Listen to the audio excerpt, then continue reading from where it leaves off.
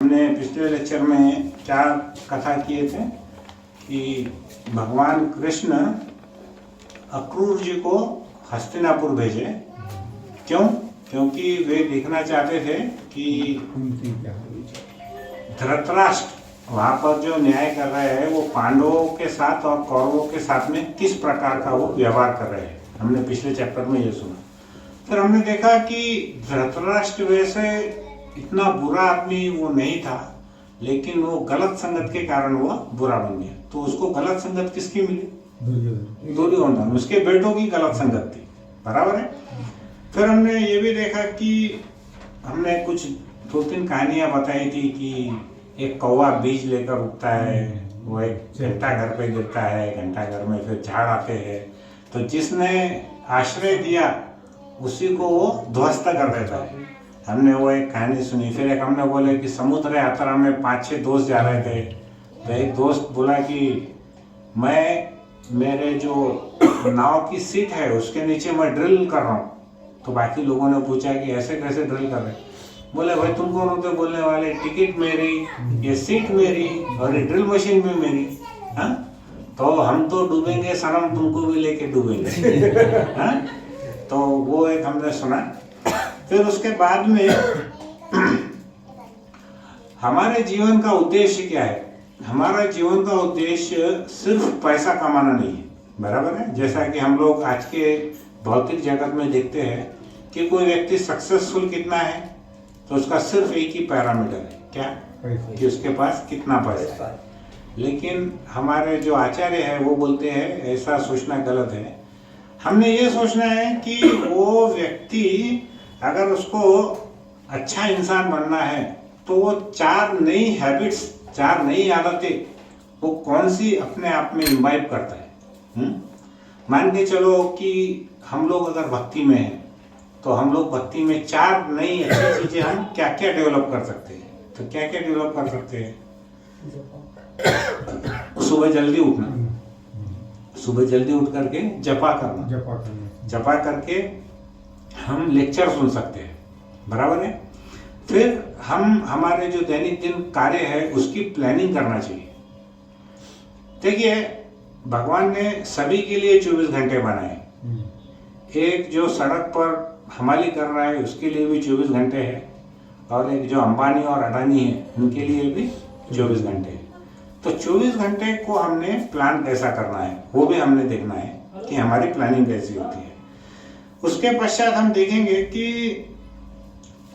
ये जो हमारा कभी कभी भाग्य कैसा उसके अंदर में पलटता है। जैसे हमने देखेंगे कि मैंने एक उदाहरण भी बताया था कि जैसे डेस्टिनी को क्या बोलते प्रभु जी? डेस्टिनी को हम मराठी हिंदी में क्या बोलेंगे? जो हमारा भाग्य है, वो भाग्य भी कितना क्रूर है।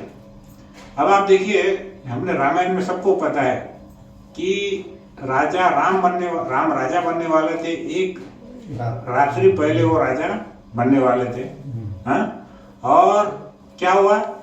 मंत्रा ने ऐसा कुछ मंत्र बताया उसको, किसको? कैकेयी को, कि दोपहर होते होते वो क्या बन गए? वनवासी बन गए। बराबर है। अच्छा, वनवासी तो बने ही बने, उन्होंने कुछ नहीं पहना था, वो खाली छोटे से वस्त्र, धनुष बाण लेके, खड़ाऊ लेके जा रहे थे। और रास्ते में क्या हुआ? भरत ने उनके खड़ाऊ भी उतार लिए, उनके जो चप्पल थे वो भी निकाल लिए। तो अगर उनको कांटों से बचना था या जंगल में उनको यात्रा करनी थी तो उस खड़ाऊ का या उसका चप्पल का कितना महत्व था। लेकिन हमारा जब भाग्य खराब रहता है तो राजपाट तो गया ही गया, शरीर के वस्त्र भी चले गए और हमारी चप्पल भी चली गई, है ना। तो डेस्टिनी जो है, हमारा भाग्य है, वो कितना क्रूर रह सकता है। तो हमको जितने भी सफल लोग हैं उन्होंने देखा है कि हमको हमेशा आराम की कंडीशन में नहीं रहना चाहिए। सक्सेस अगर हमको चाहिए, सफलता अगर हमको चाहिए, तो हमको आराम से नहीं रहना चाहिए। हम सब लोग क्या कर रहे हैं भौतिक जगत में? सबको आराम चाहिए। बराबर है। तो सक्सेस का और कंफर्टेबिलिटी का 36 का आंकड़ा है। बराबर है। आप सक्सेस कब बनेंगे? जब आप बहुत ज्यादा अनकंफर्टेबल रहेंगे। अगर हम बहुत कंफर्टेबल रहेंगे, आराम से सब काम कर रहे हैं, सब चल रहा है, थोड़ा बहुत ठीक है, तो फिर हम सक्सेसफुल नहीं बन सकते। करेक्ट?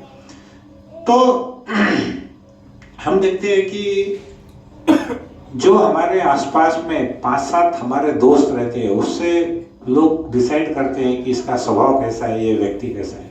अगर हमारे आसपास 5-7 लोग फिटनेस वाले रहेंगे, तो अगर किसी का पेट भी निकला रहेगा तो थोड़े दिन के बाद में वो चला जाएगा।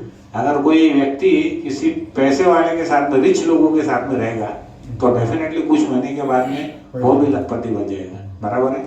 वैसे ही हमारी भक्ति में अगर हम सीनियर भक्तों के साथ रहते हैं, महाराज के लेक्चर सुनते हैं, तो डेफिनेटली हम भी भक्त बन जाएंगे। तो अब इसके बाद क्या हुआ कि हमारा अभी अगला टॉपिक है कि ये यहाँ तक एक कहानी हमने पहले कर लिए थे। तो फिर हस्तिनापुर से जब अक्रूर जी वापस मथुरा गए, तो उन्होंने सब बातें श्री कृष्ण को बताई कि जो धृतराष्ट्र है ऐसा भेदभाव करते हैं। और धृतराष्ट्र को उन्होंने समझाया भी कि देखो, आप अगर इस प्रकार से भेदभाव करेंगे तो आपकी कीर्ति का नाश होने वाला है, तो आप ऐसा मत करो। तो धृतराष्ट्र उसका उत्तर में बोलता है, देखो आप जो बात बताते हैं बहुत अच्छी बात है, लेकिन वो बातें कैसी है, मेरे दिमाग में ठहरती नहीं। कैसे? जैसे बिजली कड़कती है बादल पे, लेकिन वो ठहरती नहीं है, बराबर, तुरंत लुप्त हो जाती है। वैसे ही आपकी जितनी बातें हैं वो सुनने में बड़ी अच्छी है, लेकिन मेरे दिमाग में वो ठहरती नहीं है। फिर इसके पश्चात क्या हुआ कि जो अगला हमारा कृष्ण बुक में टॉपिक है वो क्या है कि भगवान कृष्ण द्वारा द्वारका में दुर्ग का निर्माण, दुर्ग मतलब किला।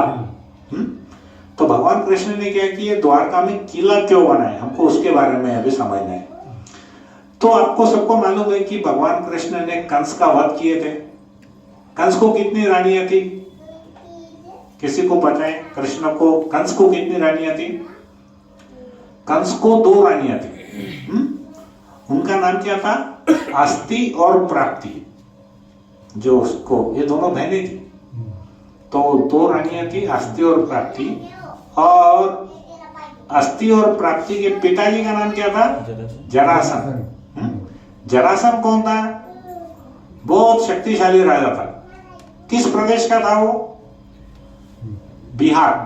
यानी उसको उस समय मगध राज बोलते थे। मगध राज को क्या बोलते हैं अभी? बिहार। तो बिहार का वो राजा था। तो वो अस्ति और प्राप्ति दोनों विधवा हो गई।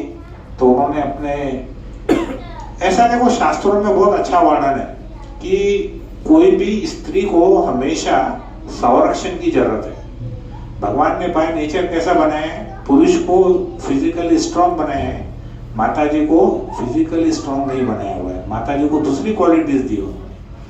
तो ऐसा बोलते हैं कि जब हम समाज में रहते हैं तो एक स्त्री को अपने बचपन में पिता के संरक्षण में रहना चाहिए। जब वो स्त्री जवान होती है तो उसको अपने पति के संरक्षण में रहना चाहिए। लेकिन अगर पति की अकाल मृत्यु से उसकी मृत्यु होती है अकाल वजह से, तो उसको फिर अपने पिता के संरक्षण में रहना चाहिए। और तो उनको अपने पिता के संरक्षण में रहना चाहिए। हरे कृष्णा प्रभु जी, आइए पटोदा के प्रभु जी सब लोग, हरे बोल।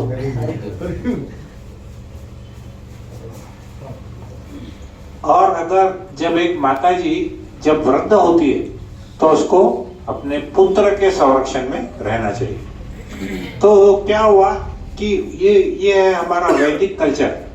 तो उस समय जब आस्ति और प्राप्ति विधवा हो गई तो वहां के राजा कौन थे? कंस के पिताजी। उनका नाम किसी को याद है?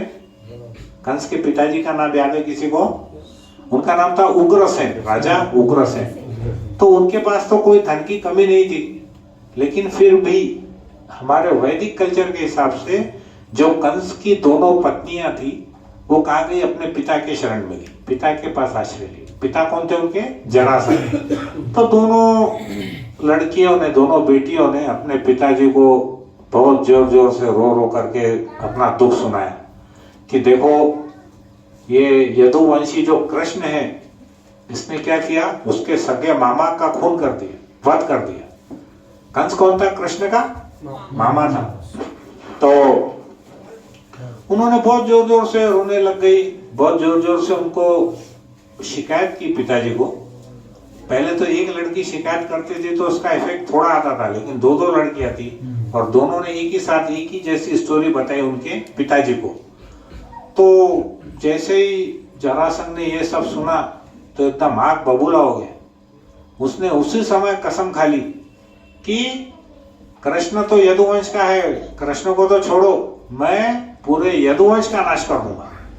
क्या कसम उसने खाया? प्रतिज्ञा ली कि मैं पूरे यदुवंश का नाश कर दूंगा। तो उसने क्या किया, 13 अक्षयहिनी सेना एकत्र की, 13 अक्षयहिनी सेना एकत्र की और उसके साथ में जितने भी उसके गुंडे दोस्त थे वो सब उसके साथ में आ गए। अभी हमने बताया ना संगत का असर। तो उसके जितने भी दोस्त थे, शिशुपाल जैसे जो कृष्ण से द्वेष करते थे, वो सब उसके साथ चले गए। और उन्होंने क्या किया कि मथुरा नगरी पर उन्होंने डिसाइड किया कि हम उसको चारों ओर से घेर लेंगे और उन्होंने उसके ऊपर में आक्रमण किया।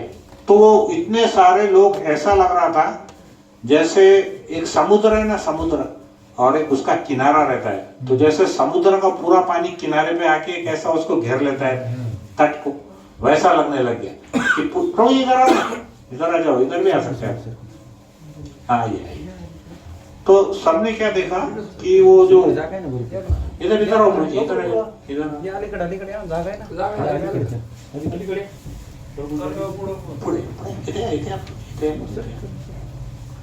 आइए।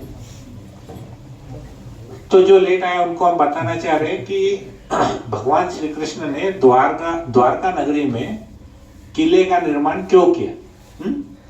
तो कंस की 2 पत्नियां थी, आस्ती और प्राप्ति नाम की। उनका जब कंस का वध हुआ तो ये उसकी जो दोनों पत्नियां थी वो कहाँ गई, उसके पिताजी के पास गई। उसके पिताजी का नाम था जरासंध, जो कि बिहार प्रदेश के, उस समय उसको मगध राज बोलते थे, मगध राज बोलते थे उनको, वहां के रहने वाले थे। तो ये दोनों लड़कियों ने अपने पिताजी को बहुत लंबा चौड़ा बता दिया कि ऐसा ऐसा वो कृष्ण ने मार दिया, कृष्ण यदुवंशी है और ऐसा मार दिया। तो वो बहुत गुस्से में आ गया और उसने प्रतिज्ञा की कि मैं पूरे यदुवंश का नाश कर दूंगा। फिर उसके बाद जरासंध ने 13 अक्षयहिनी सेना एकत्र की और उसके जितने भी राजा सपोर्ट में थे उसके, वो सब साथ में थे और उन्होंने क्या किया, मथुरा नगरी को पूरा घेर लिया। और ये सब देख करके मथुरावासी बहुत भयभीत हो गए, क्योंकि मथुरा की सेना बहुत छोटी सी थी, ये तो उनसे कई सैकड़ों गुना बड़ी सेना थी उनकी। तो कृष्ण भगवान का प्रयोजन ऐसा है कि उन्होंने क्या बोला, उन्होंने अपने जितने भी सेनापति थे और जो बलराम जी थे उनको क्या बोला कि देखो ये जितनी भी सेना है, हमको पूरी सेना को तो मारना है, लेकिन वो जो राजा जरासंध है उसको हमको छोड़ देना है। ऐसा क्यों बोले, कोई बोल सकते राजा को क्यों छोड़ना है? कृष्ण भगवान को मालूम होना मेरे, इसके अलावा और कौन कौन दुश्मन है, और कौन कौन दुश्मन है? माता जी लोगों में से बोलो। जरासंध ने क्या किया, कृष्ण भगवान ने क्या किया, ऐसा उन्होंने प्लानिंग किया कि गुफा में लेके गए और नहीं, वो अलग कहानी है। देखो देखो यहाँ पे उसको एक वर्ड है हमारा विजन, मतलब आगे हमको देखने की शक्ति, दूरदृष्टि। दूरदृष्टि शब्द समझता है ना, विजन, दूरदृष्टि। तो उन्होंने क्या बोला कृष्ण भगवान ने कि हमारे जितने भी ये जरासंध के सैनिक है उनको तो सबको मार दो, लेकिन राजा को छोड़ दो। जबकि होता उल्टा है, राजा अगर मर गया तो तुम युद्ध जीत जाते हैं, लेकिन कृष्ण ने यहाँ उल्टा क्यों बोला, कोई बताओ इसके बारे में।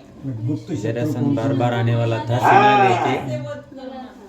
कृष्ण को वध करना था जरासंध। नहीं तो वो तो पहले बार ही कर सकते थे ना, उसको छोड़ना बोल रहे हो, उसको छोड़ करके सेना को क्यों मार रहे हो? उसका देखो, अब आप ऐसा बैक टू बेसिक्स में जाओ, भगवान का प्रयोजन क्या है यहाँ पे अवतार लेने का। भगवान क्या अवतार लेते हैं पृथ्वी पे? असुरों को मारने। हाँ? असुरों को असुरों को, दुष्टों का नाश करना और धर्म की स्थापना करना। अब क्या हुआ, जरासंध दुष्ट था तो नेचुरली उसके जितने सैनिक थे वो कहीं दूध के धुले हुए नहीं थे, बराबर है, दुष्ट को सपोर्ट कर रहे थे, तो वो हमारे पृथ्वी पर एक भार थे। कृष्ण ने, भगवान ने ऐसा सोचा कि देखो हम इसकी 13 अक्षयिणी सेना को तो मार देंगे लेकिन जरासंध को छोड़ देंगे। तो उस समय क्या होता था, जरासंध बहुत लज्जित हुआ और वो क्या सोचे कि जरासंध वापस जाएगा अपने उधर बिहार में और वापस से कुछ साल के बाद में फिर उतने लोगों को, सेना को जमा करेगा और फिर हमारे पे आक्रमण करेगा, फिर मैं सेना का नाश करूंगा। तो पृथ्वी पे जितने भी ये गुंडे लोग हैं, बदमाश लोग हैं, ये जरासंध उनका लीडर है। ये क्या करेगा, बार बार जाएगा, बार बार उनको लाखों को लेके आएगा और हमको हर जगह जाके ढूंढना नहीं पड़ेगा कि ये घर में गुंडा है कि वो घर में गुंडा है। सब गुंडे लोग क्या कर रहे हैं, बदमाश लोग एक ही जगह पे आ गए। तो भगवान बोले इससे बढ़िया कोई काम नहीं है, अपना इधर ही आने का, इधर ही सबको मार के खत्म करना। तो नहीं तो पृथ्वी का भार कैसे कम होगा प्रभु जी? हाँ, करोड़ों लोग में से हम कैसे मालूम पड़ेगा? किसी के माथे में थोड़ी लिखा है कि ये गुंडा है। हाँ? तो क्या हुआ, भगवान ने ऐसा आदेश दिया उनकी सेना को, प्रभु जी आप आ जाओ, आप इधर। तो उन्होंने ऐसा आदेश दिया कि हमको क्या करना है, हमको सेना को मारना है और इसको, सेना का जो सेना नायक है, बदमाश गुंडों का लीडर, उसको छोड़ देना है। क्यों?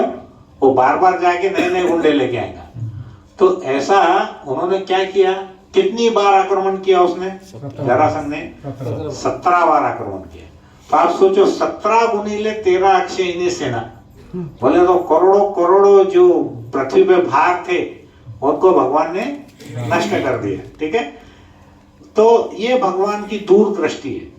ये कहानियां सुनने से हमको हमारे जीवन के अंदर में भी दूरदृष्टि की समझ आती है। हम यहाँ पे बैठ के सिर्फ कहानी नहीं सुन रहे, उसके पीछे का उद्देश्य भी हमको देखना है। तो पहला पॉइंट क्या है कि हम भागवत कथा में अगर आते हैं तो हमारा विजन यानी हमारी दूरदृष्टि बढ़ती है। प्रभु जी दूरदृष्टि समझती है ना सबको, क्या मतलब आगे सोचने की क्षमता, लामच। हम क्या करते हैं भारत में, अभी हमको प्यास लगी, अभी गड्ढा खोदते देखते कुएं में से पानी निकलता है। अरे भाई इतनी जल्दी नहीं निकलने वाला है, तुमको पहले से प्लानिंग करना पड़ेगा ना। तुमको आगे अगर बीज डालना है, पानी डालना है, कुछ करना है तो तुम्हारे को 2 महीने 3 महीने पहले से प्लानिंग करना पड़ेगा। और प्लानिंग में भी देखना पड़ेगा कि किधर पानी लगता है, किधर नहीं लगता। हाँ, किधर भी गड्ढा खोदेंगे तो पानी मिलने वाला नहीं है। और तो हमको एक ये विजन है, ये कहानी सुनने से हमारे जो दिमाग के चक्षु है वो तेज होते हैं। तो पहला पॉइंट क्या है, भगवान ने क्या किया, जरासंध को छोड़ दिया और बाकी सेना को मार दिया। अब देखो कि अगर किसी क्षत्रिय राजा को ऐसा, क्षत्रियों का क्या है, उनका खून बहुत गर्म रहता है। क्षत्रियों को अगर मार दिए तो तकलीफ नहीं है, लेकिन उसको जिंदा छोड़ के अगर भेज दिए तो बहुत अपमान महसूस करता है। वो सोचता है कि मेरी हालत मरे हुए व्यक्ति से भी ज्यादा खराब है। उसका जो अपमान है मरे हुए व्यक्ति से भी ज्यादा वो अपमानित है। मरने के बाद उसको डर नहीं है, मैं युद्ध लड़ते लड़ते मर गया तो वीर गति को प्राप्त हुआ, ऐसा सोचता है वो। लेकिन अगर उसको छोड़ दिए तो उसका बहुत बड़ा अपमान हो गया। तो क्या हुआ, कृष्ण ऐसा विचार ही कर रहे थे सब बातों का। तो इतने में क्या हुआ, आकाश से ऐसे 2 रथ नीचे उतरे। किसके लिए उतरे 2 रथ सोचो, एक कृष्ण के लिए और दूसरा बलराम जी के लिए। 2 रथ ऐसे नीचे उतरे और 2 रथ में क्या क्या था, उसमें सारथी थे, मतलब जो ड्राइवर, उसके बाद उसमें शस्त्र थे, दिव्य शस्त्र थे, और उसमें एक ध्वजा मतलब झंडा दोनों पे लगा हुआ था। ऐसा लेकर के नीचे उतरे और देखते देखते कृष्ण ने क्या किया, बलराम जी को बोला। क्या बोला बलराम जी को? उनको बोला, हे ज्येष्ठ भ्राता, हे बड़े भाई, आप ब्रह्मांड के स्वामी हैं। क्या बोला उन्होंने? आप ब्रह्मांड के स्वामी हैं और यदुवंश के रक्षक भी आप ही है। अब आप जरासंध वो उसकी सेना का वध करके यदुवंशियों को भयमुक्त कीजिए। देखिए ये दूसरी क्वालिटी है जो हमको सीखना चाहिए भगवान से, कि हमसे छोटे व्यक्ति का भी हमने कैसे सम्मान पूर्वक आदर करना चाहिए। बराबर है। अब कृष्ण और बलराम में वास्तव में बलराम जी कौन है? अनंत शेष है। वो तो कृष्ण के ऊपर उनकी सेवा में रहते हैं हमेशा। हमारे जितने भी मृदंग है, भगवान के अर्च विग्रह के अलावा जितने भी हमारे पास में इक्विपमेंट है, हम क्या बोलते हैं, वो सब बलराम जी है, क्योंकि भगवान की सेवा करते हैं। तो एक स्वामी अपने सेवक को क्या बोल रहे हैं? क्या आप कौन है? आप ब्रह्मांड के स्वामी हैं। एक सेवक, एक नौकर अपने एक मालिक अपने नौकर को बोल रहे हैं कि आप कौन है? आप ब्रह्मांड के स्वामी हैं और आप यदुवंश के रक्षक हैं। तो अब इसके बाद में आप जरासंध की सेना का वध करके हमारे यदुवंशियों का आप भयमुक्त कीजिए, ऐसा उन्होंने बोला। फिर उनके जो एक सारथी है, कृष्ण के सारथी, उनका नाम क्या है? किसी को पता है? कृष्ण के सारथी, उनका नाम है दारुक। जब हम कृष्ण जगन्नाथ बल यात्रा में जाते हैं ना, तो वहां पे रथ रहते हैं अलग अलग। तो जो कृष्ण के जो रथ के ऊपर में जो सारथी रहते हैं ना, वो उनका नाम क्या है? दारुक। तो वो उनको उनके साथ वो क्या हुआ, मथुरा के बाहर वो रथ पर आ गए। कौन? कृष्ण। अब देखिए कैसा सीन है, मथुरा शहर के अंदर में जरासंध अभी तक घुसा नहीं था। जरासंध मथुरा की दीवार के अंदर सब मथुरावासी है, वो दीवार के बाहर है। तो कृष्ण ने क्या किया? कृष्ण और बलराम बाहर चले गए। क्यों? नहीं तो वो अंदर आकर के बेचारे लोगों की हत्या करता था, तो वो बाहर चले गए। तो जरासंध ने देखा कृष्ण इतने छोटे हैं, तो उसको बहुत दया आ गई। क्यों दया आ गई? आप रिश्ता समझो। कंस कौन था? कृष्ण का मामा था, और कंस के ससुर जी का नाम क्या था? जरासंध था। मतलब ये क्या हो गया? उनका नाती। कृष्ण कैसा हो गया? एक तरीके से उनका नाती, मतलब ग्रैंडसन, पोते के जैसा हो गया ना। अब आप ऐसा सोचो कि कोई 80 वर्ष का बुजुर्ग किसी 15 साल के बच्चे के साथ में युद्ध कर रहा है, तो उसके मन में कैसी भावना आने वाली है। तो वो जरासंध ने जब देखा, तो कृष्ण को देख के उसके मन में बहुत दया आ गई, और उसने, लेकिन उसको बड़ा गुस्सा था अंदर, क्या कि मेरे जवाई को इसने मार दिया, मेरी दोनों लड़कियां विधवा हो गई, मेरी पुत्रियां विधवा हो गई। तो उसने क्या किया, जानबूझ करके कृष्ण को पुरुषोत्तम नहीं बोला, उसने क्या बोला उसको?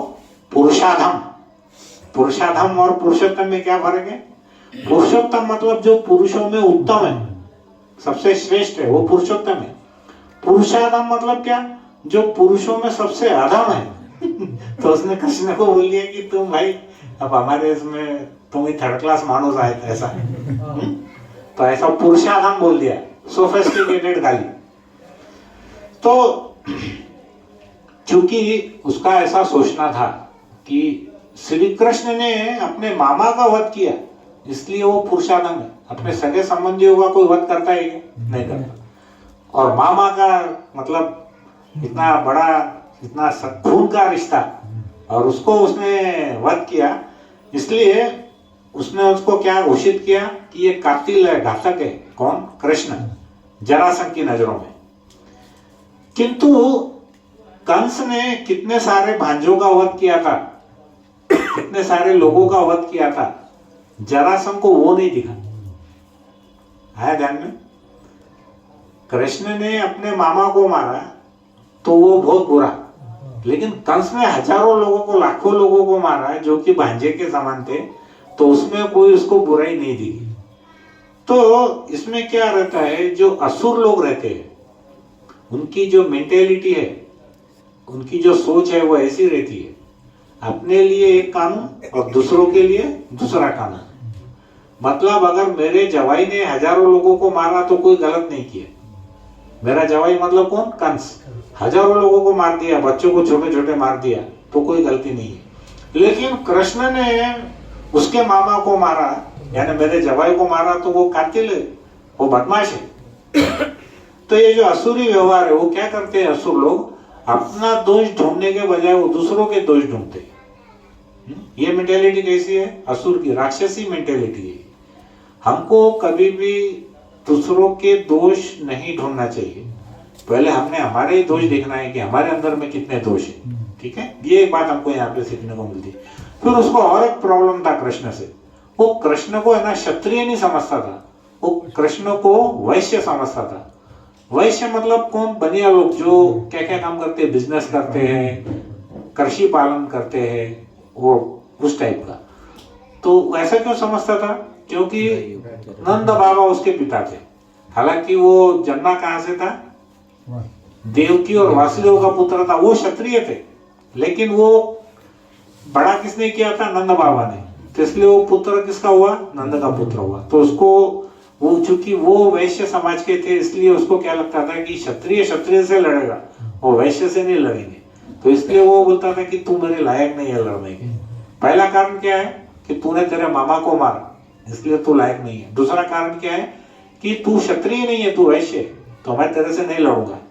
और तीसरा कारण क्या था कि नंद बाबा ने उसको छुपा कर गुप्त जगह पर रखा था, कृष्ण को ऐसा छुपा के रखा था, ऐसा बताया नहीं था। इसलिए वो गुप्त जगह में रखा था, इसलिए तू डरपोक है, तेरे में कोई ऐसी शक्ति नहीं है ताकि मैं तेरे से लड़ूं। तो ऐसे 3 कारण से जरासंध कृष्ण को लड़ना नहीं चाहता था। तो जरासंध ने फिर बलराम को बोला कि यदि तुम चाहो तो तुम भी युद्ध कर सकते हो। तो बलराम थोड़े बड़े थे, तो उनको चैलेंजिंग भाषा में बोलता है जरासंध, ठीक है, लेकिन फिर भी तुमको मेरी बातें स्वीकार नहीं है, तो तुम भी आ जाओ साथ में, दोनों आ जाओ साथ में। तो बोले क्यों? बोले देखो, उसमें अगर तुम युद्ध हार गए, यानी तुम्हारी मृत्यु हो गई, तो तुम वीर गति को प्राप्त होंगे, तुम स्वर्ग का राज भोगोगे। और अगर तुम जीत गए तो तुम यहाँ का मथुरा का ऐश्वर्य तो तुम राजभोग करने ही वाले हैं, तो तुम मेरे साथ में युद्ध करो। तो श्री कृष्ण ने फिर जरासंध को बोला, देखो जरासंध, जो शूरवीर व्यक्ति रहते हैं ना, वो ऐसी बड़ी बड़ी बातें नहीं करते। वो क्या करते हैं? अपना कौशल बताते हैं। तुम मेरे साथ लड़ो, खाली बड़ी बड़ी बातें मत करो कि जीतने के बाद क्या होगा और मरने के बाद क्या होगा, ये सब बातें हमको मत बताओ, तुम हमारे से बातचीत मत करो, लड़ो। और वो बोलते हैं कि ज्यादा बातूनी जो रहता है ना, उसकी मृत्यु होती है। तो हमने ज्यादा बात भी नहीं करना चाहिए। तो उस व्यक्ति की बातें सुनने से कोई लाभ नहीं है, ऐसा वो बोलते हैं। फिर भगवान क्या करते हैं, उनका एक जो धनुष है, उसका नाम है शारंग, धनुष को उठाते हैं वो, और कई उसकी जो सेना रहती है 13 अक्षयणी सेना, उस पर एक साथ बहुत सारे तीर छोड़ते हैं वो।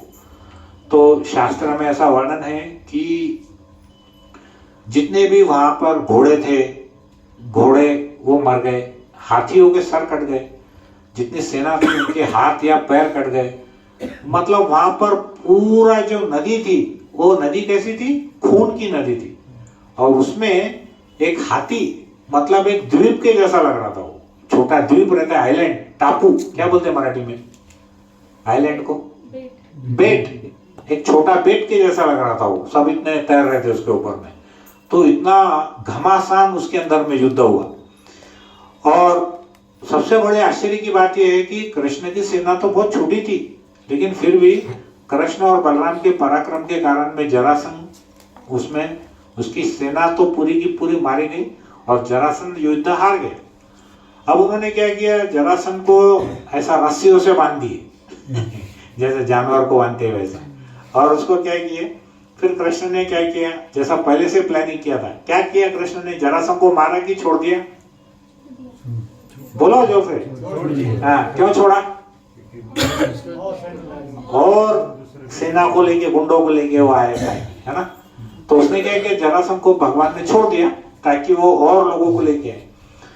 तो वो बहुत लज्जित हुआ, बहुत उसको शर्म आई। किसको? जरासंध को, कि देखो मैं इतना बड़ा, अब मैं उसके नाना की उम्र का, और ये मेरा पोते की उम्र का, नाती की उम्र का, इसने मेरे को हरा दिया और बाद में मारा भी नहीं मेरे को। इसने क्या किया, मेरे को छोड़ दिया। तो उसको बहुत लज्जा आई। उसने क्या सोचा कि अब मैं वहां सब राजपाट छोड़ दूंगा, पद का त्याग कर दूंगा और अपने वन में जाकर के कठोर तपस्या करूंगा। इसको क्या बोलते हैं? शमशान वैराग्य।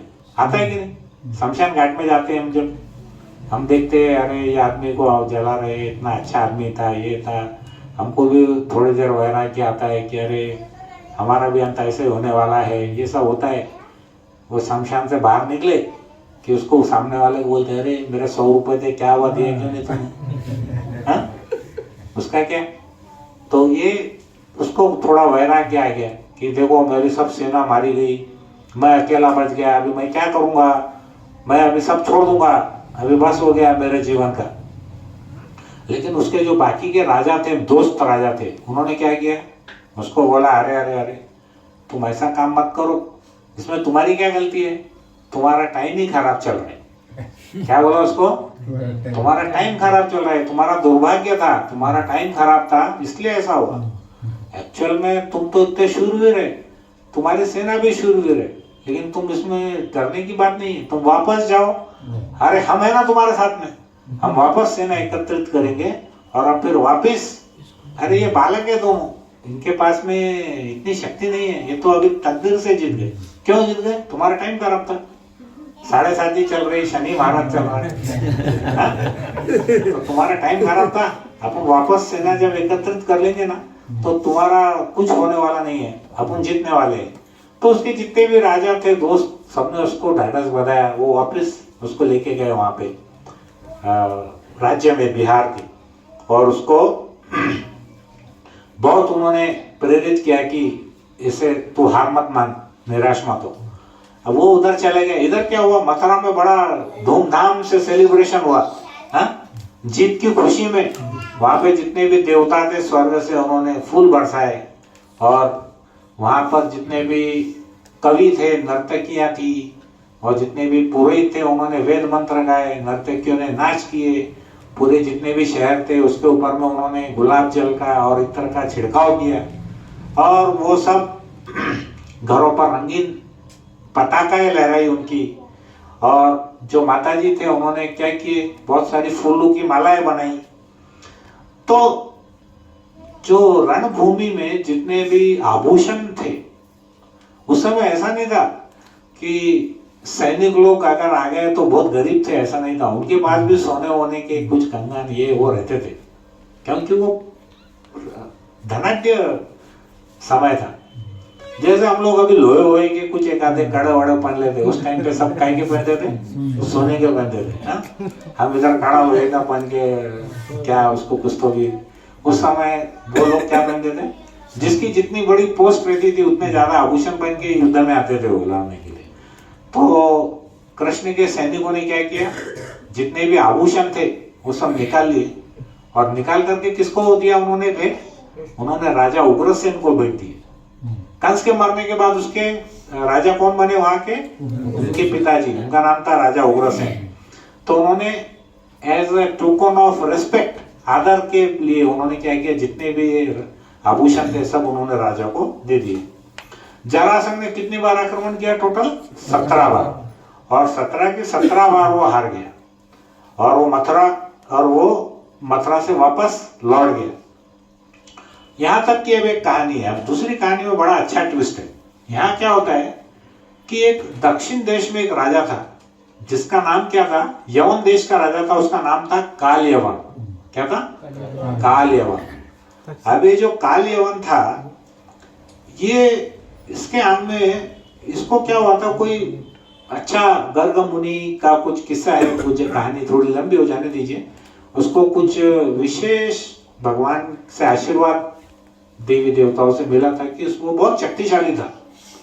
अभी आप देखो, कभी भी जो पहलवान रहता है ना, बहुत उसको है ना, जब तक किसी से लड़े नहीं उसको खुजली आती है। हाँ, तुम देखो कभी भी जो पहलवान लोग रहते हैं ना, वो चाहते हैं कि किससे तो भी झगड़ा करना, 2-4 मारना उसको। क्या बोले तो वो ऐसा ब्लड बॉईल करता अंदर से, खून गर्म रहता हूँ। अब ये क्या हो गया, काल यवन जो था ना, ये बहुत शक्तिशाली था।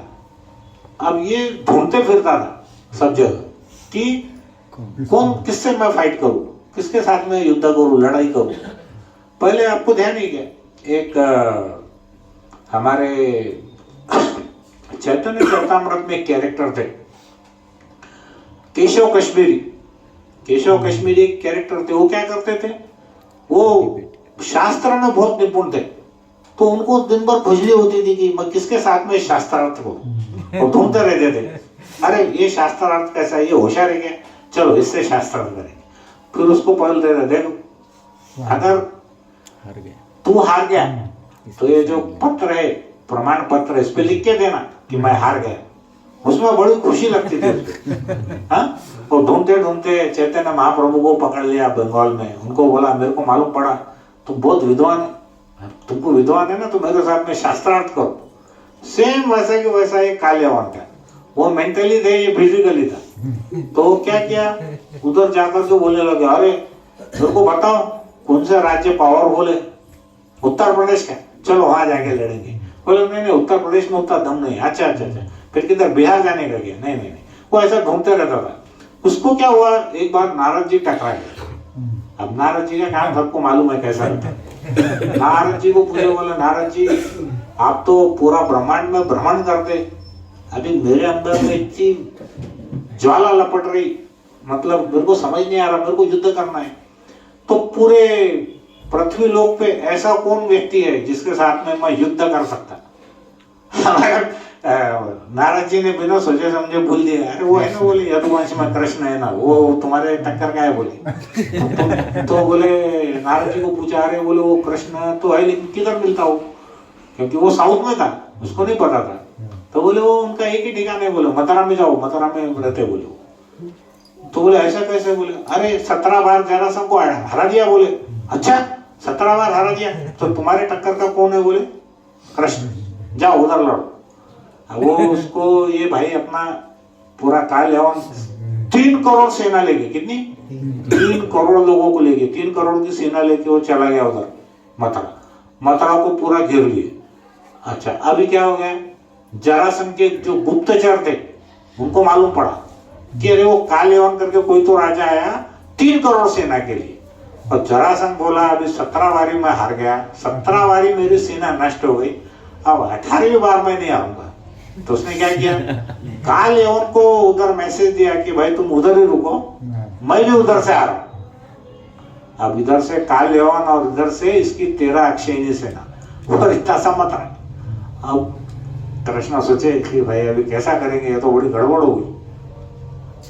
तो कृष्ण ने क्या किया, सोचा कि देखो अभी इतने बड़ी सेना के साथ युद्ध करने में कोई बुद्धिमानी नहीं है। तो उन्होंने एक प्लान किया।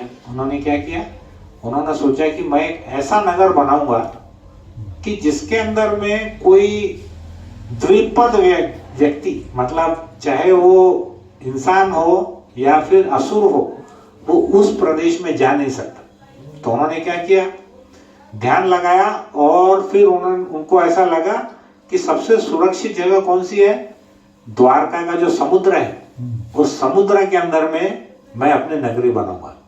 तो वैसे भी समुद्र के अंदर में अगर नगरी बनाएंगे तो चलता फिरता तो आदमी कोई जल्दी जा नहीं सकता। तो भगवान क्या करते हैं, वहां पर ध्यान लगाते हैं। ध्यान लगाते हैं तो ध्यान में किसको बुलाते हैं, वो भगवानों का जो शिल्पकार है, उनका नाम क्या है, विश्वकर्मा। क्या नाम है, अपने को कभी सुने होंगे ना विश्वकर्मा की पूजा। जितने भी ये जो औजार वाले लोग हैं, हमारे रोलिंग मिल में विश्वकर्मा की पूजा होती थी, वो दिवाली के दूसरे दिन। तो मेरे ख्याल से विश्वकर्मा की पूजा सबने भी सुना है। तो विश्वकर्मा कौन है, वो बहुत अच्छे शिल्पी है, शिल्पकार है। वो सब भगवान के धाम से आते हैं वो शिल्प बनाने के लिए। तो उन्होंने क्या किया, उनको बुला लिया और उनको बोला कि ऐसा मजबूत किला बनाओ ताकि कोई उसमें व्यक्ति या असुर उसके अंदर में प्रवेश नहीं कर सके। तो विश्वकर्मा ने क्या किया, उसने देवी देवताओं से सहायता ली कि भाई इसका प्लानिंग कैसा होना चाहिए, कितना बड़ा मैं बनाऊं। तो उसको कुछ देवताओं ने उसको मदद की।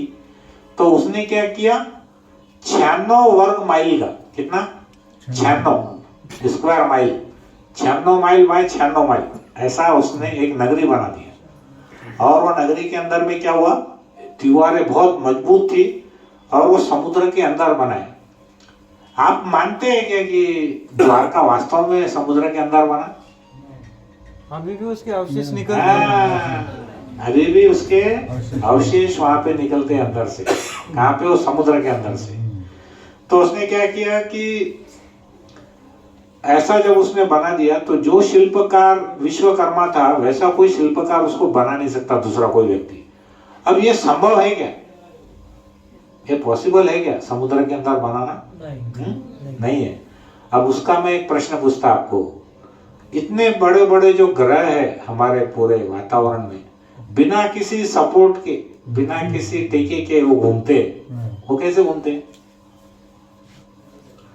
सूर्य, चंद्र, मंगल, राहु, केतु, कितने सारे ग्रह, जुपिटर, नेपच्यून। जब जो भगवान ब्रह्मांड के अंदर में इतने बड़े, अभी धरती को सपोर्ट है क्या नीचे से? टेका देगी क्या कभी? हाँ, नीचे 4 पिलर लगेंगे। किसने देखा क्या फोटो में? तो वो पृथ्वी कैसा घूम रही है, कैसे क्या रहती है वो? तो जो भगवान इतने बड़े बड़े ग्रहों को आकाश में तैरा सकते हैं, उनके लिए समुद्र में छोटा मोटा कुछ कंस्ट्रक्शन बड़ी बात नहीं है। तो उन्होंने क्या किया, उस द्वारका नगरी को जो निर्माण किया उसकी व्याख्या है हमारे श्रीमद् भागवतम में। वो अति सुंदर नगरी बन गई। उसमें क्या क्या था, बहुत सुंदर सुंदर सड़कें थी, बगीचे थे, कल्प वृक्ष थे। कल्प वृक्ष यानी क्या मालूम है? जो हमारी इच्छा है वो उसकी पूर्ति करते, जैसे कामधेनु गाय का नाम सुने हमने, वैसे क्या रहते हैं कल्प वृक्ष। कल्प वृक्ष वास्तव में आध्यात्मिक लोक से आते हैं, वो पृथ्वी लोक के वृक्ष नहीं है। तो कल्प वृक्ष भी वहां पर है, उनकी इमारतें भी बहुत ऊंची ऊंची थी। तो आप सोचो 5000 साल पहले समुद्र के अंदर इतनी ऊंची इमारतें बनाई। और वहां पर जो गोपुर थे, तुम्हारे सड़क के ऊपर जो स्तंभ थे उसके ऊपर सोने के कलश थे।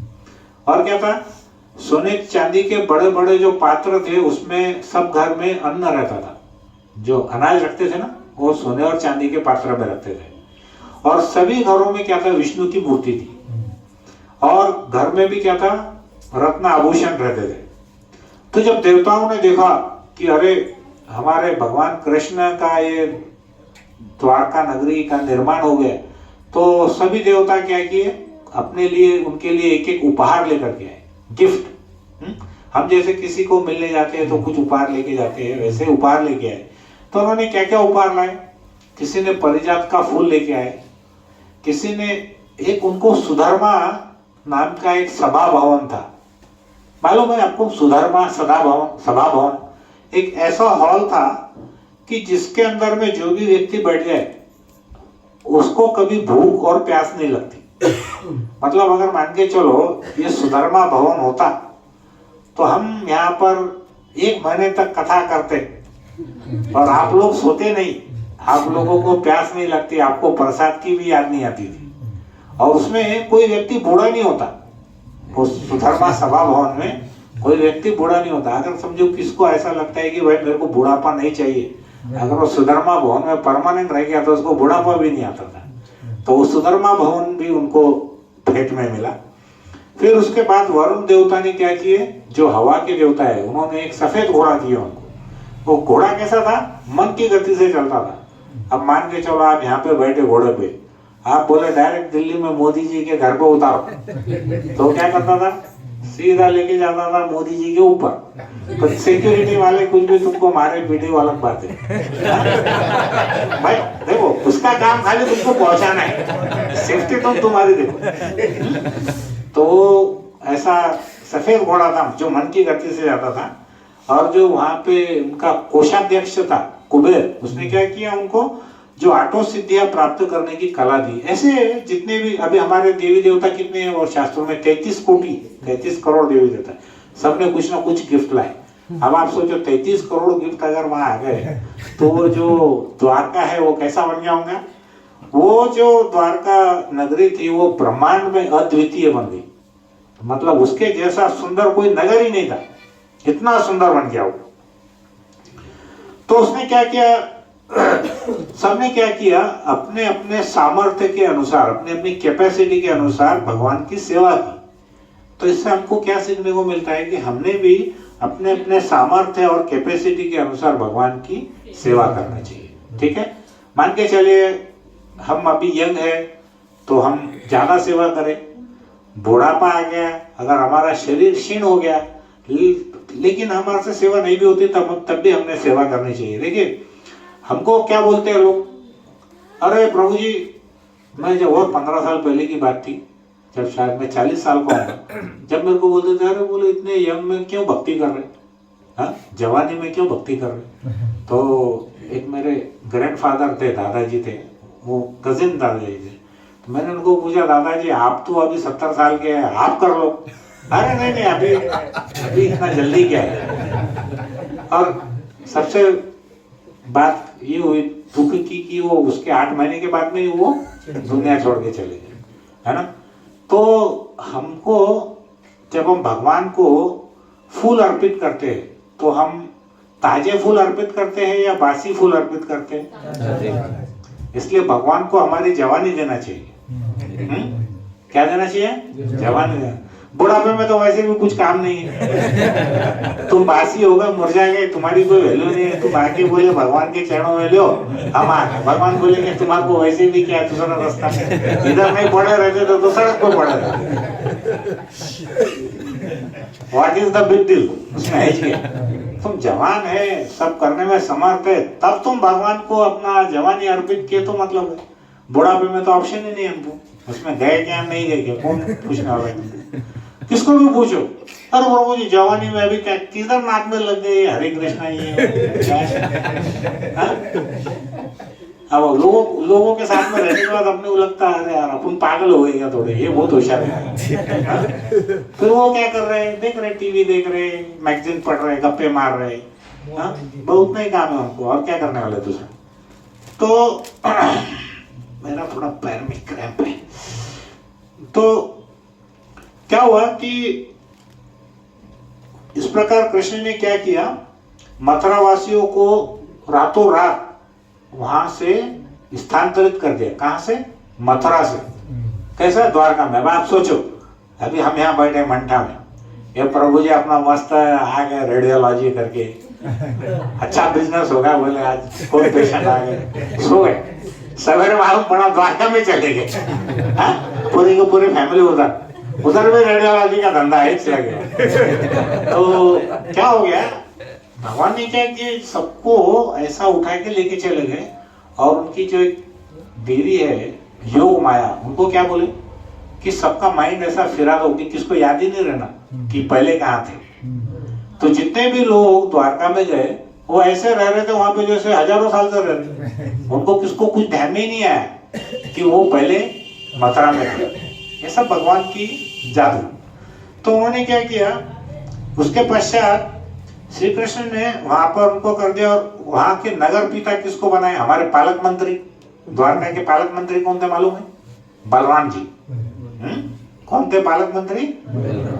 तो बड़ा व्यक्ति छोटे व्यक्तियों को सम्मान देता है तो उससे उसका बड़प्पन घटता नहीं है, उसका बड़प्पन बढ़ता है। करेक्ट?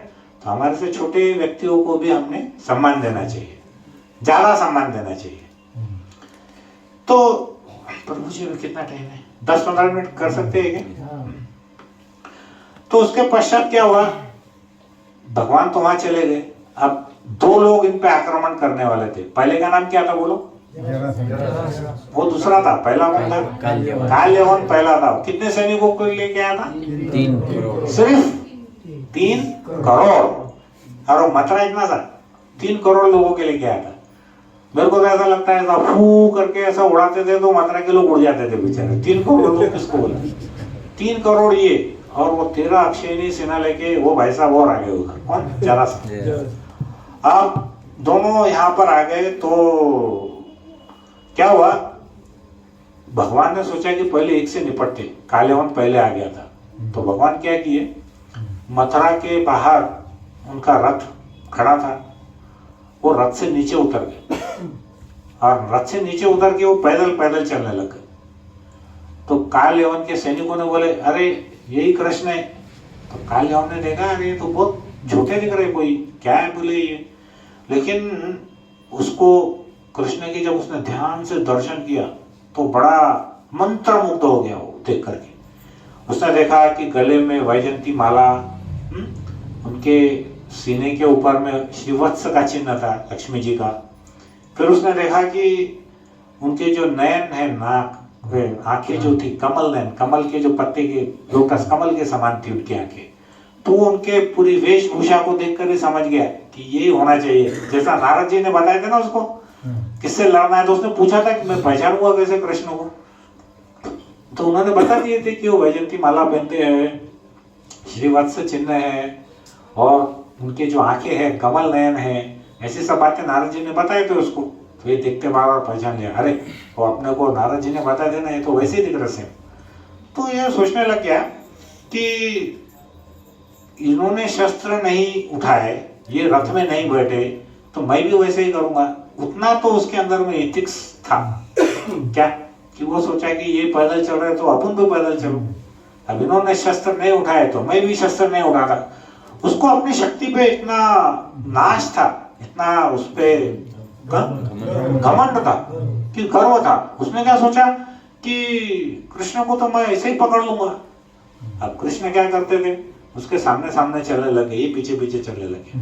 फिर ये थोड़ा तेज चला तो कृष्ण उससे भी तेज चले, अब और आगे और आगे और आगे। तो ये जितना स्पीड से भागता था 50 की, कृष्ण जाते थे 70 की। फिर ये जाता था 70 की, कृष्ण जाते थे 90 की। ये ऐसी स्पीड से वो सोचता था कि अभी पकड़ लूंगा, अभी पकड़ लूंगा, लेकिन वो पकड़ में ही नहीं आते थे। तो श्री कृष्ण ने क्या किया, उसको देखा भी नहीं और ऐसे ही भागने लगे। वो आचार्य क्या बोलते मालूम है, अब हमारे हाथ देखो, ये हो गया मटेरियलिस्टिक डिस्क्रिप्शन, भौतिक उसका वर्णन है कि कृष्ण आगे आगे भाग रहे, काले और पीछे पीछे भाग रहा, उनके हाथ में नहीं आ रहे।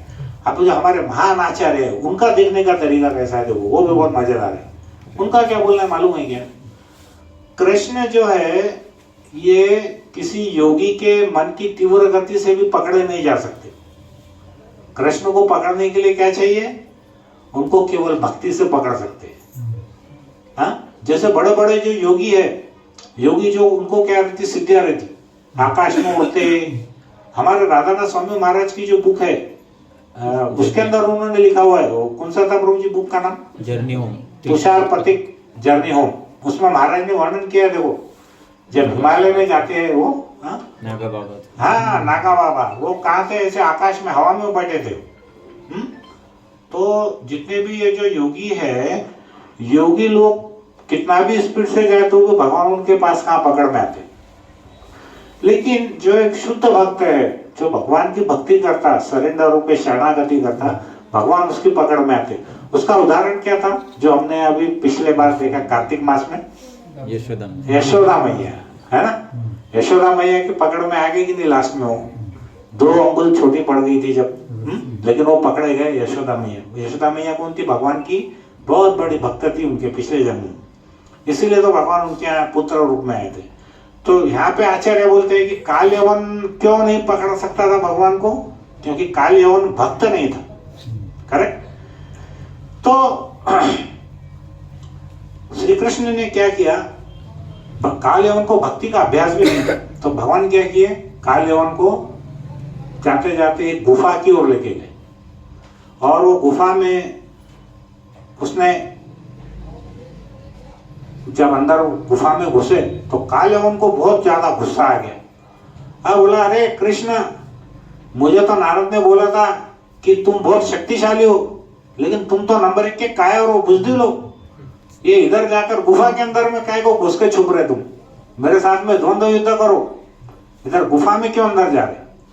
तो कृष्ण ऐसे पीछे देखे, फिर अंदर घुस गए अंदर गुफा।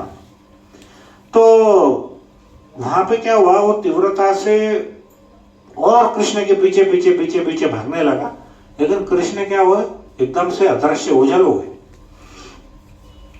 तो यहाँ पर बोलते हैं कि काल यवन का और वर्णन किया आचार्यों ने, वो क्यों नहीं पकड़ सका भगवान को, क्योंकि वो मलेच्छ था।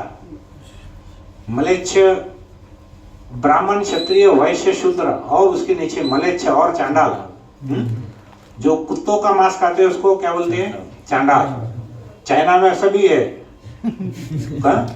इधर बहुत सारी कंट्रीज है। अब वो हमारे हिसाब से, शास्त्र के हिसाब से है, वो अपने आप को कितना भी मॉडर्न समझेंगे, लेकिन हमारे शास्त्र के हिसाब से कौन है, वो चांडाल है। तो वो क्या थे कि ये मलेच्छ था और वो भी क्या करता था, उसमें बहुत सारे प्रॉब्लम थे। जो 4 नियम हमको करने के, वो चारों नियम को तोड़ के वो चलता था। क्या क्या है 4 नियम हमारे? मांस का भक्षण नहीं करना, तो वो बहुत मांस खाता था।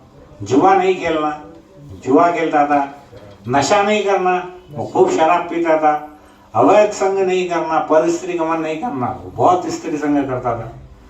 तो वो चारों चीजें करता था, जो कि हमारे शास्त्रों में विशेष करके उच्च वर्णों के लिए ये सब चीजें वर्जित है। भगवत गीता में बोला है कि पापों से पूर्ण रूप से मुक्त होने वाला व्यक्ति ही भक्ति तथा भगवान कृष्ण भावनामृत में संलग्न हो सकता है। हमारे पाप जितने कम रहेंगे, हम भक्ति में उतनी ज्यादा हम अटैच होंगे, बराबर है। अब आप समझ के चलो, अब आप खास करके पाटोदा के जो लोग हैं, हमारे जालना के भी सब लोग आश्चर्य कर रहे हैं पाटोदा के लिए कि 15-20 किलोमीटर से उठ करके पूरा खेती का काम करके वो यहाँ पर कैसे आ रहे। अभी तो टीवी है, मोबाइल है, इतना सारा हमारा माइंड डाइवर्ट करने के लिए इतनी सारी चीजें है, फिर भी वो लोग कैसे आते हैं? क्यों आते हैं? क्योंकि उनके मन में भक्ति का बीज किसी ने ऑलरेडी बोया हुआ है। और हम बड़े भाग्यशाली है कि वो बीज पे हमको कुछ पानी डालने का मौका, अवसर मिल रहा है, बराबर है ना। तो हम क्या कर रहे हैं कि जितना हम पाप से दूर रहेंगे, जितना हम भक्ति में कोशिश करेंगे, हम उतने ज्यादा कृष्ण भावना में संलग्न हो जाएंगे, भगवान के साथ में जुड़ेंगे। तो उसमें क्या हुआ कि उस गुफा में कृष्ण एकदम से अचानक से उछल हो गए। किंतु जब काल यवन उस गुफा में घुसा तो उसने क्या देखा? एक व्यक्ति वहां पर सोया हुआ है। वो सोचने लगा, अरे, और भगवान ने क्या किए थे, उनका जो पीताम्बर था ना, वो भी उसके ऊपर डाल दिए थे। तो काल यवन का 2 मिनट तो दिमाग ही काम नहीं किया। तो बोला, भाई अभी अभी इतना तेजी से भागने वाला व्यक्ति ऐसा 10 मिनट के अंदर में इतना गहरी नींद में कैसे सो सकता है? उसको कुछ समझा नहीं, पर वो सोचा कि ये जो पीताम्बरी भी है ऊपर है, तो डेफिनेटली कृष्ण ही है, नहीं तो इतने दूर जाके जंगल में गुफा में कौन सोने वाला है। अब उन्होंने क्या किया, उसको तो बहुत गुस्सा आया था। बोला, अच्छा इधर सो रहे हैं ना, एक लात मारा जोर से उनको। तो उसको बोलते हैं शुद्ध भाषा में पदाघात किए। हमारे सादी भाषा में लात मारना बोले तो भगवान को ऐसा नहीं बोल सकते, पदाघात किया। पद यानी पैर, पैर से आघात किया उनका। तो उस व्यक्ति की निद्रा टूट गई और वो बहुत ही गुस्से में ऐसा क्रोधित होकर के वो वहां पे उठ गया। और उठने के बाद क्या हुआ, उसने देखा आंखें खोल करके, तो सामने कोई तो व्यक्ति खड़ा था। कौन खड़ा था? वो काल यवन। तो वो जो व्यक्ति लेटा हुआ था, उसने उस सामने वाले व्यक्ति को देखा, और जब उसकी आंखों की रोशनी उसके ऊपर में पड़ी तो उसमें से ऐसी ज्वाला निकली कि वो जो व्यक्ति था वही भस्म हो गया, बराबर है। तो भगवान क्या करते हैं? मल्टीटास्किंग, एक तीर में 2 शिकार। कैसा? इधर काल यवन का भी उद्धार कर दिए और इधर मुचकुंद का भी उद्धार। जो व्यक्ति सोया था उसका नाम क्या था? मुचकुंद था। तो मेरे ख्याल से प्रभु जी अभी वो बहुत बड़ा टॉपिक है, तो हम यहाँ पर अभी ब्रेक लेंगे या कुछ कंटिन्यू करेंगे? आप बोलेंगे वैसा। मुचकुंद की कथा मैं बोल सकता हूँ, 10 मिनट और लगेंगे। आप बताइए माता जी, मुचकुंद कितने को नहीं पता, नहीं सुनना है। प्रेशर में मत। प्रभु क्या बोलते हैं? खत्म करेंगे? हाँ, कर लो 10 मिनट का ही करता है, क्योंकि हमारी लिंक टूट जाएगी नहीं तो।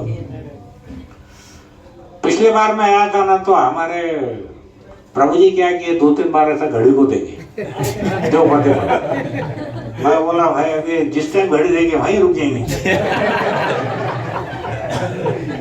है कि नहीं? तो कैसा रहता प्रभु जी, जो हमारे होस्ट है उनकी परमिशन के बगैर आगे नहीं बढ़ना चाहिए। तो अभी प्रभु जी ने हमको परमिशन दिए, तो हम अभी 10 मिनट और आगे बढ़ सकते हैं, बराबर है ना। चलिए, तो क्या हुआ, महाराज परीक्षित को बड़ी, अभी ये देखो ये सब कथा किसके किसके बीच में चल रही है? परीक्षित और सुखदेव गोस्वामी, बराबर है। ये दोनों के बीच में कथा चल रही है। तो ये सब कथा सुखदेव गोस्वामी परीक्षित महाराज को बोल रहे हैं। अब परीक्षित महाराज को एकदम से प्रश्न सूझा। उन्होंने पूछा, महाराज कृपया करके ये बताइए, जो व्यक्ति लेटा हुआ था ये कौन था? और एक काल यवन इतना पावरफुल व्यक्ति था कि उसको भी उसने भस्म कर दिया।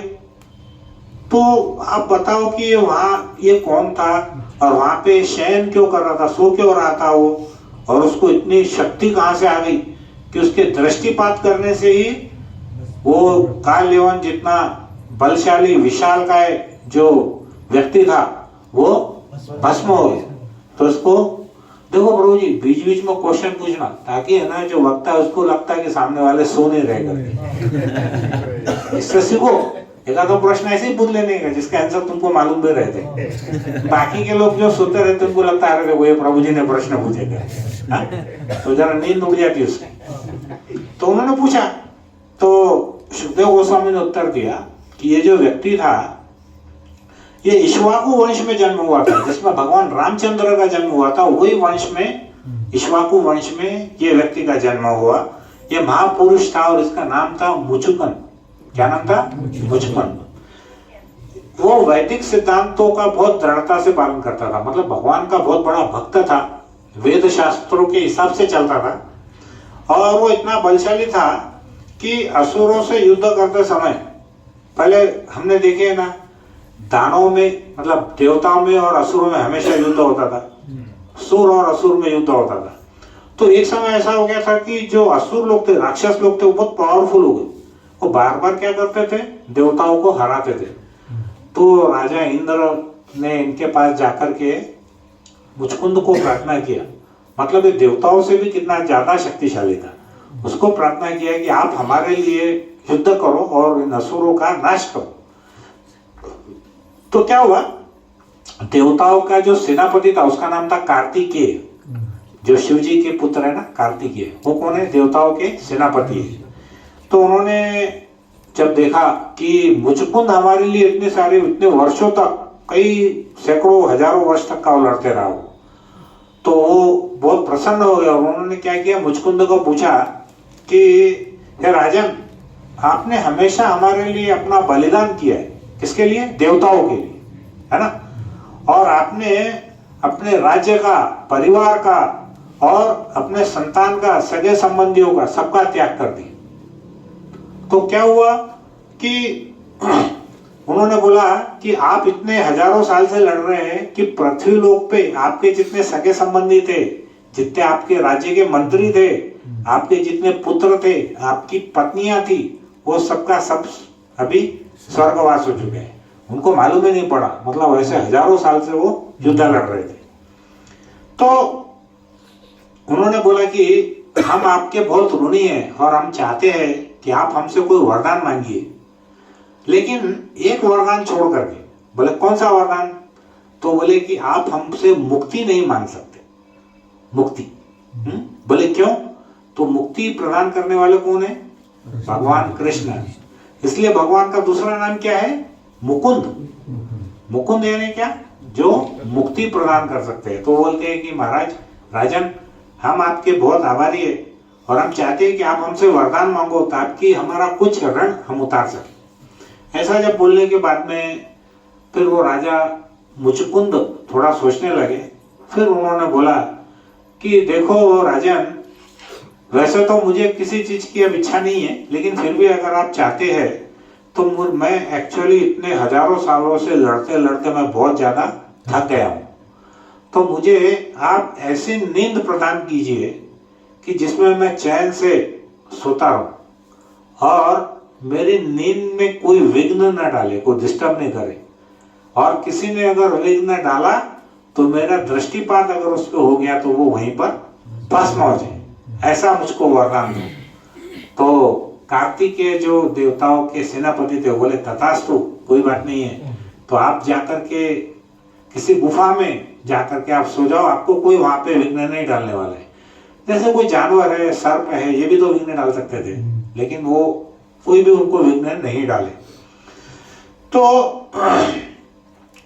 मुचकुंद जब भगवान उसके सामने आए। कुछ देर के बाद में क्या हुआ कि काल यवन जब जल करके भस्म हो गया तो फिर कृष्ण वहां पर आए, और कृष्ण को जब काल यवन ने देखा, मुचुकुंद ने जब देखा, मुचुकुंद ने जब देखा कृष्ण को, तो वो दिखते रह गए। क्यों? क्योंकि वही उनकी पीतांबर की माला, श्रीवत्स चिन्ह, और भगवान ने क्या किए, उसको विशेष करके अपना चतुर्भुज रूप दिखाए। क्या क्या चीज रहती है 4 भुजाओं में भगवान के, बताइए? शंख, चक्र, गदा और पद्म, है ना? अब शंख, चक्र, गदा और पद्म, इसके बारे में कभी सोचे क्या आपने कि 4 क्यों रहती है? शंख, चक्र, गदा और पद्म। शंख सबको मालूम है, गदा मारने के लिए, चक्र काटने के लिए, और पद्म, पद्म क्या है? फूल, कमल का फूल। भगवान क्या करते हैं? दंडाधिकारी है। जो व्यक्ति अच्छा है तो उसको शंख या कमल देते हैं, जो थोड़ा बदमाश है उसको गदा देते हैं, और जो ज्यादा बदमाश है उसका गला काटते हैं। बराबर है? तो भगवान के इस रूप से हमको क्या सीखना है मालूम है? हम अगर घर के मुखिया है तो हमको भी ये चारों चीजों का माइंड में रखना है। अभी क्या हो गया कि सबके घरों में आप देखो एक ही बच्चा रहता है, ज्यादा से ज्यादा 2। फिर वो हमारा लालिया पीलिया कुछ भी काम कर रहा है, कुछ भी उल्टा सुल्टा कर रहा कि लगे उसकी मम्मी आके याला कहीं सांगू ना पहले भाग के आते, है ना? अब वो पति भी प्रेशर में आता कि अरे अपने को एक ही बच्चा है, फिर ले कुछ नहीं, कैडबरी चॉकलेट दे रहे, कभी ये चॉकलेट दे रहे, कभी वो चॉकलेट दे रहे। बाद में क्या हो रहा है? बच्चा बड़ा होके क्या बनने वाला है? वो गुंडा ही बनेगा, है ना? तो भगवान क्या बोलते हैं, जो घर का मुखिया है उसके पास में अगर शंख और कमल है तो साथ में गदा और चक्र भी रखना चाहिए। ऐसा गुड़े गुड़े में नहीं है कि तू कितना भी कुछ भी कर रहा है, हम जाके हेलो सब बराबर है करके, वैसा नहीं है। गलती किया तो एक थप्पड़ भी देने का, और उससे गलती किया तो फिर तुम सोचो क्या करने का। लेकिन ये भगवान ने उसको मुचुकुंद के उसके दर्शन दिए, और भगवान एकदम तरुण नव किशोर के समान दिख रहे थे। तो मुचुकुंद ने भगवान से पूछा कि अरे आप कौन है, आप कहाँ से है, आपके चरण इतने कोमल है, फिर आप इतनी झाड़ियों में से और इतने पत्थरों पे से चल करके आप कैसे आए? क्योंकि भगवान के जो शरीर है बहुत ही कोमल है वो। तो उन्होंने देखा कि उसको पूछा कि आप सूर्य, चंद्र, देवेंद्र, देवताओं में से कोई है क्या आप एक ऐसा? लेकिन वो समझ गया, वो भगवान का बहुत शुद्ध भक्त था, तो क्या समझ गया कि ये डेफिनेटली कौन है, ये भगवान ही है। तो क्यों? क्योंकि भगवान के आने से वो जो गुफा थी उसमें पूरा प्रकाश हो गया था। तो जहां पर भगवान जाते हैं वहां पर क्या होता है? अज्ञान का अंधकार समाप्त हो जाता है। बराबर है? वहां सब जगह प्रकाश हो गया था। तो भगवान के बारे में अब यहाँ पे देखिए, उसने पहले भगवान को पूछा। अब एक एटिकेट्स की बात है। एक एटिकेट्स को मराठी में क्या बोलते हैं हम लोग? एटिकेट्स यानी व्यवहार हमने कैसा करना चाहिए। आपसे कोई बड़ा व्यक्ति है तो आप उसको अगर ऐसा पूछेंगे, आप कौन है, क्या नाम है तुम्हारा, किधर से आए, ये ऐसा प्रश्न हो गया। फिर मुझको उनको ध्यान आया, अरे ये तो भगवान है, तो मैंने गलत किया। पहले मैंने मेरा परिचय देना चाहिए। एक एटिकेट्स की बात सीख के रखो, हमेशा ध्यान में रखो। हमसे जो बड़ा व्यक्ति है उसको नहीं पूछना चाहिए कि तुम कौन है, तुम कहाँ से आए, क्या करते। पहले खुद बताओ, मेरा नाम ये है, मैं यहाँ रहता हूँ, मैं ऐसा करता हूँ प्रभु जी, मैं ऐसा हूँ वैसा हूँ। आपके बारे में भी थोड़ा बताइए, आप कौन है। This is the way. आप क्या कर रहे हैं? आप समझो ये ऐसी क्लास अटेंड नहीं की, मिल गया एखादा बड़ा आदमी, कोई मान के चलो एखादा पुलिस का इंस्पेक्टर ही मिल गया हमको, कुठे तुम्ही कुठे काम करता, क्या है क्या नहीं, डिस्टर्ब नहीं तुम्हें इधर। वो बोलेंगे चलो मैं थाने में देखा था तुम्हारा।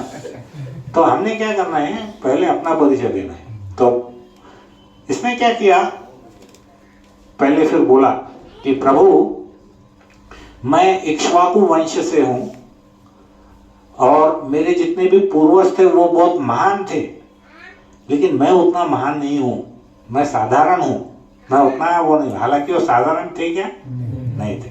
हजारों वर्ष देवताओं के लिए लड़ते, लेकिन वो कैसा इंट्रोड्यूस किए कि मैं साधारण व्यक्ति हूं और उतना महान नहीं हूं।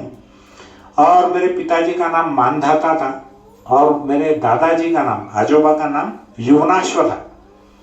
और मैं सहस्त्र हजारों वर्षों से मैंने आराम नहीं किया, इसलिए मैं यहाँ पर गुफा में आराम करने के लिए आया था। और मैंने मेरी ये जो निद्रा थी वो उस अज्ञात व्यक्ति ने वो क्या की, भंग कर दी और उसको बताया कि मेरे को कैसा एक वरदान प्राप्त था जिसके कारण वो भस्म हो गया। तब उसने अपना परिचय देने के बाद तब भगवान बोले कि भाई मैं मेरा परिचय भी देता है इसको। तो भगवान बोलने लगे देखो भाई, मेरा जन्म, मेरा आविर्भाव, मेरा तिरोभाव, मेरा चरित्र सब कुछ कहना असंभव है। भगवान का चरित्र, भगवान के गुण, नाम, रूप, लीला ये हम बोल सकते हैं क्या एक जिंदगी में? नहीं। शास्त्र में हमारे आचार्य बोलते हैं एक वैज्ञानिक पृथ्वी के जितने धूल के कण हैं वो शायद एक बार वो गिन सके, लेकिन भगवान के जो नाम, रूप, लीला है वो कभी भी पूरी कंप्लीट नहीं हो सकती। बराबर है, वो गिन ही नहीं सकते।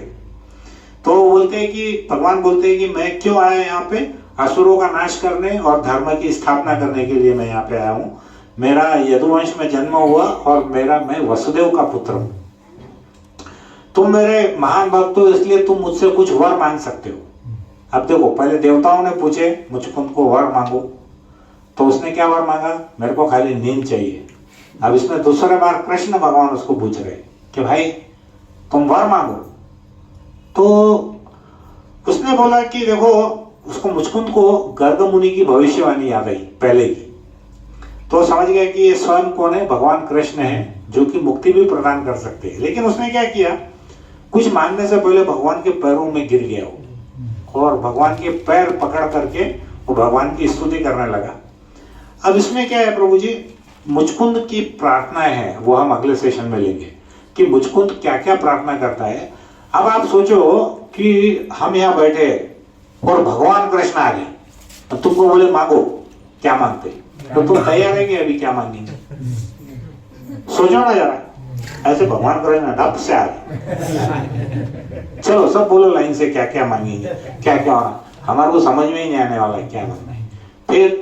फिर अब चांस ऐसा तो नहीं है कि भगवान तुम्हारे को जब तक समझेगा नहीं वहीं खड़े रहेंगे, ऐसा तो होने वाला नहीं है। तो फिर हमने भगवान जब आते हैं तो हमने पहले से उसका थोड़ा सा तैयारी करना है। जैसे परीक्षा में जाते ना, परीक्षा में कैसा पढ़ाई करके जाते, ऐसा होता है का प्रभू जी? 10वीची परीक्षा आहे आणि तुम्ही अर्धा तास अगोदर काहीतरी अभ्यास करून तुम्ही गेला आणि सगळ्यात फर्स्ट आला, असं होतो का कधी?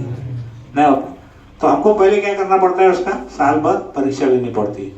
खास करके अजामिल की कहानी में सब लोग बड़े खुश होते हैं, बोले अजामिल ने क्या किया, आखिरी में अपने बेटे को बोला नारायण ऐसा सुन लिए और वो विष्णुदूत आ गए लेके चले गए। गौरंग प्रभु एक कहानी में बोल रहे थे, बोले कॉलेज का लड़का बोला प्रभु जी तुम्हारी कथा में कुछ मालूम नहीं, अपने को तो अजामिल बहुत पटा। तो बोले क्यों, क्या है?